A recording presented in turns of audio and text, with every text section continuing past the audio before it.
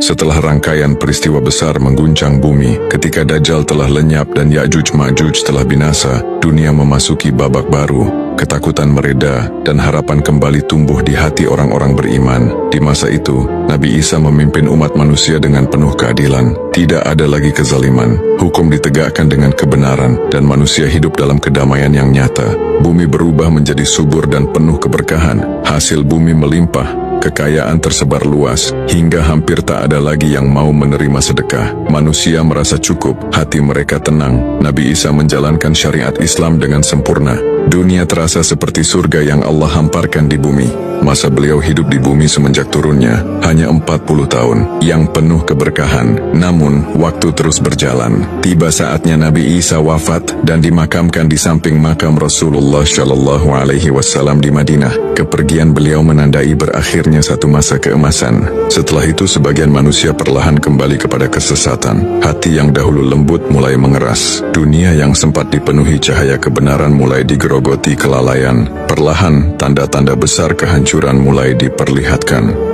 Allah memanggil matahari untuk bersujud di bawah arsy-Nya. Manusia merasakan malam yang sangat panjang, seakan satu malam terasa seperti 3 malam. Hati dipenuhi kegelisahan. Pada saat itu pula Allah mengangkat Al-Quran dari muka bumi. Tidak ada lagi ayat yang tersisa di dada manusia. Mushaf yang biasa dibaca berubah menjadi lembaran kosong. Tidak terdengar lagi lantunan kalam ilahi. Ketika matahari kembali diperintahkan terbit, manusia menunggu dengan cemas. Namun mereka terkejut ketika matahari muncul dari arah barat.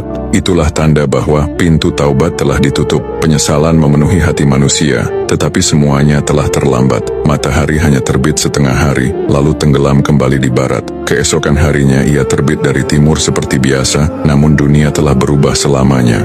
Di waktu duha muncullah Dabatul Ard dari perut bumi. Ia adalah makhluk yang bisa berbicara, membawa tongkat Nabi Musa dan cincin Nabi Sulaiman. Makhluk itu berkeliling dan menandai setiap manusia. Orang beriman diusap wajahnya dengan cincin hingga tampak putih dan bersih. Orang kafir disentuh dengan tongkat hingga wajahnya menghitam sebagai tanda yang nyata. Setelah seluruh manusia diberi tanda, Dabatul Ard kembali masuk ke dalam bumi. Lalu tibalah fase paling menentukan. Allah mengirimkan angin yang lembut dan harum. Angin itu terasa menenangkan, namun membawa ketetapan ilahi. Angin tersebut mencabut nyawa setiap manusia beriman, walau hanya memiliki iman sebesar biji sawi di dalam hatinya. Mereka wafat dalam keadaan tenang, dan setelah itu yang tersisa di bumi hanyalah manusia-manusia paling buruk. Di atas merekalah kelak kiamat akan ditegakkan.